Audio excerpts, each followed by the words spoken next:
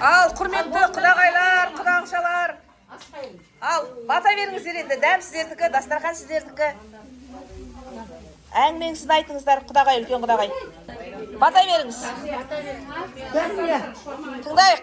Әлхамдының берекетін берсін, қорқуларын қуатын берсін. Өскөй, дөңгөй, 2 жас бақытты болсын айналайын. Мына келіп аттың қадемдеріңіз оң болсын. Мына жинаған тезеріңіз бәрі тойға жиылсын.